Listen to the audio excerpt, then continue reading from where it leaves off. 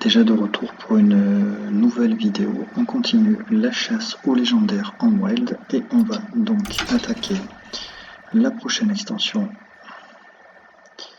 On vient de faire une goro. On va donc aller sur les chevaliers du trône de glace avec un pack assez sympa et une ouverture qui est aussi sympa avec la glace qui se brise. Ça rappelle un peu Game of Thrones.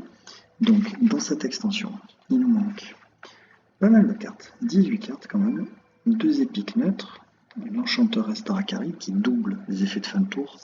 Elle a été un petit peu jouée dans le druide Adronox qui ramenait donc les dragons avec cette 2-4 pour 9 qui appelait un dragon et du coup vu que c'était un effet de fin de tour ça appelait 2 dragons. Il y a eu le Cap de Talent qui a eu aussi son moment de gloire, c'est cette carte qui copie les caractéristiques de vos cartes, donc provocation, bouclier divin, vol de vie, furie des vents. C'est du coup assez intéressant de construire un deck autour. Ensuite il y a 6 épiques de classe, donc on ira, si on les récupère pas, au moins en crafter une. Je vous dirai c'est la dernière. Donc la flèche toxique du chasseur, c'est 2 points de dégâts, un serviteur, et s'il survit, ça confère toxicité. Donc c'est une carte qui pouvait avoir un effet intéressant mais qui n'a jamais été jouée. La main du mort, la carte du guerrier qui copie donc la main dans le deck. On se souvient que Odemian avait remporté un tournoi très important avec ce deck. Le simulacre qui copie le serviteur au coût le plus bas dans votre main, donc à la base de combo de mage Exodia. Les mystères glacés, pour 8, ça place un secret de chaque type sur le champ de bataille. Donc c'est une carte qui avait éventuellement du potentiel mais qui n'a jamais été jouée. Le garde noir, pour 6, une 3-9, donc un body discutable qui se rapproche du Bolf d'ailleurs. On en parlera du Bolf, carte que j'ai beaucoup aimée. Et la pilleuse spectrale, qui est assez rigolote à jouer, qui est à la base d'une combo d'ailleurs en white de voleur, une 5-5 pour 6, qui inflige un nombre de dégâts égal au nombre de cartes que vous avez jouées pendant le tour. Ensuite en légendaire, il manque le prince Taldaram, le prince qui vaut 3, qui était joué en démoniste cube. Il manque Morabi, c'était le chaman, le professeur putricide pour le chasseur, la reine de sang pour le démoniste, Adronox, le druide que je n'avais jamais joué, Sindrakosa chez le mage, qu'on retrouve en Battlegrounds, Bolvar sang de feu chez le paladin, qu'on retrouve en Battlegrounds, l'archevêque Benedictus, celui qui plaçait une copie du deck de votre adversaire dans votre deck, et ensuite 2 héros, Garrosh le guerrier et Uther le paladin. Allez, c'est parti.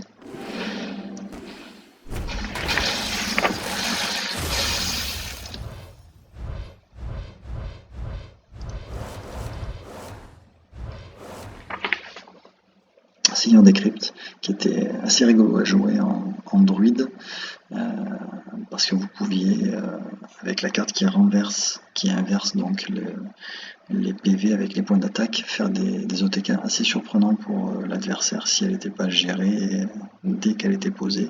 Cette carte là aussi qui a été jouée en paladin impair. Et donc l'épique, la main du mort, donc je l'avais pas, donc ça c'est une très bonne chose. Alors tout à l'heure on a eu de la chance, on a eu une légendaire en seulement 8 paquets.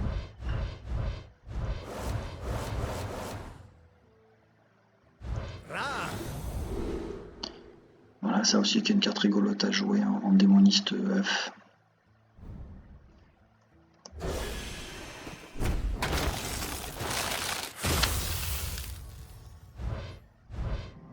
Et bien voilà, on a eu de la chance puisqu'on a une légendaire assez tôt aussi.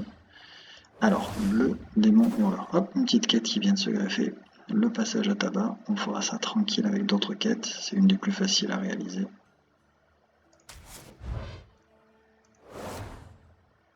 Et donc, avant d'ouvrir la légendaire, le démon hurleur. Une carte que j'adore. Alors je joue beaucoup en wild un deck défausse avec le saccageur gangrené, la carte qui coûte 5, qui a une 8-8 et qui fait que vous défaussez de 3 cartes à chaque fois que l'adversaire joue une carte. Le but de ce deck étant évidemment de l'invoquer et de le refiler à l'adversaire avec la Tetrise et de le geler tout de suite avec l'éclat glaciaire. Et si l'adversaire n'arrive pas à tuer la créature qui du coup est de son côté, le tour d'après, vous pouvez partir en combo et lui cramer facilement 9 à 12 cartes, généralement, en plus des 3 que vous avez brûlé le tour d'avant avec l'éclat glaciaire. Et il y avait un deck qui fonctionnait à peu près de manière analogue avec le démon hurleur.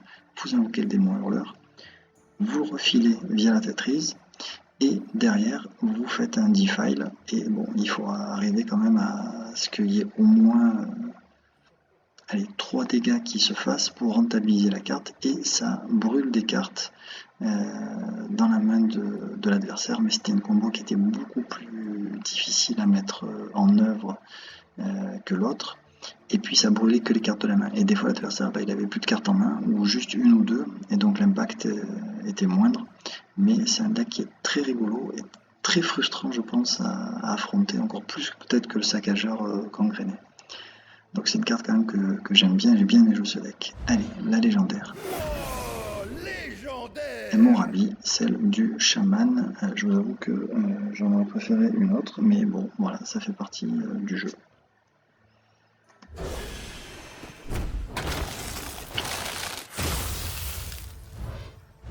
Donc le but c'est d'avoir minimum 2 épiques. La Savante de l'ombre aussi, hein, qui a pas l'air extraordinaire comme ça, mais qui devient vite redoutable si elle n'est pas gérée.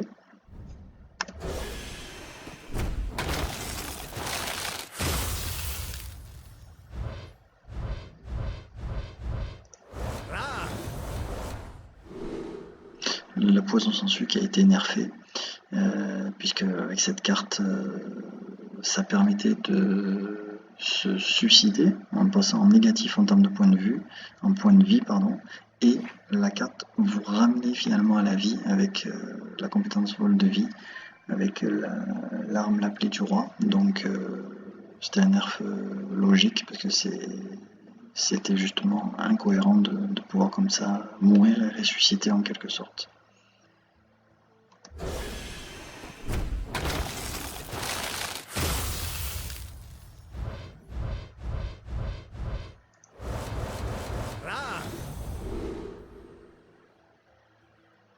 Alors, pas un pack extraordinaire.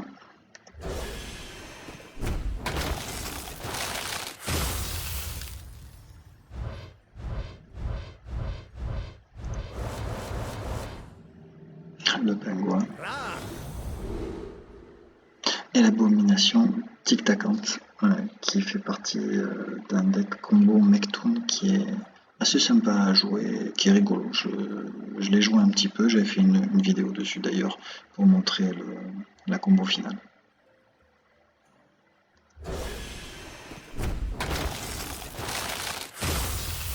Et donc le dernier paquet, et on n'aurait pas eu les 2 épiques. Donc on va aller la crafter. Là, le brise-esprit qui est une carte qui pouvait être sympa aussi quand même, mais qui a jamais été jouée. Carte tech.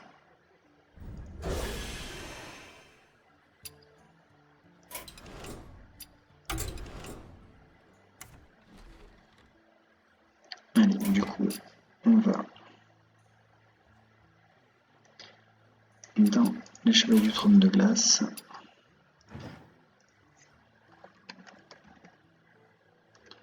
Nouvelle. Donc on a dit Morabi. La main du mort. Et là, on va faire épique. Création. Le fléau ultime. La flèche toxique, donc je dis qu'il me manquait. Mystère glacé qui me manque, que je ne vais pas crafter. Ah, c'est à noter que j'ai crafté les simulacres pour réussir le boss en héroïque. J'avais fait la vidéo sans le simulacre, c'était très difficilement réalisable, voire irréalisable. Le garde noir. Et la pieuse spectrale. Ah ben alors voilà, je me dis que je l'avais pas, et en fait si, je l'ai eu une fois. Alors je l'ai eu dans un pack que j'ai ouvert dernièrement, je m'en souvenais plus et je l'avais pas noté, donc tant mieux qu'elle soit là. Voilà, la traîtrise, hein, la carte dont je vous parlais. Et le démon hurleur, je le joue aussi avec Gnome Ferratu.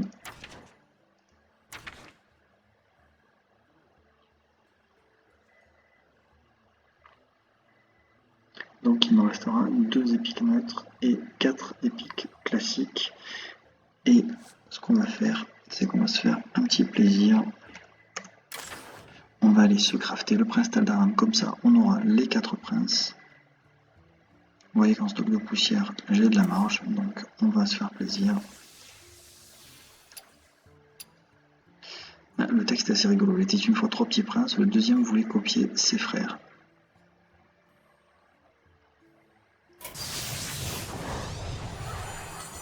Tremblez devant Taldaram, mortel!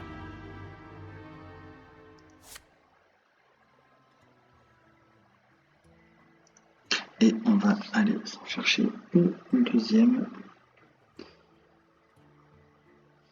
Non, la princesse c'était dans l'extension d'avant, donc on va en rester là. On attendra de voir pour les autres cartes. Voilà qui est fini pour les chevaliers du trône de glace. On va donc faire une dernière vidéo avant un petit moment dans lesquelles on ira ouvrir les packs de Cobalt and Catacombs qui était une excellente extension qui avait amené notamment une aventure qui a été reprise dans pas mal d'extensions derrière, donc vraiment une extension majeure dans laquelle il me manque aussi quelques cartes importantes. Alors on peut peut-être déjà regarder dans le cas qu'il me manque 14 cartes et notamment une très importante, c'est Zola la Gorgone, qui est une carte qui a été énormément jouée. Voilà. Mais ça, on y reviendra lors de la prochaine vidéo. Voilà, à bientôt.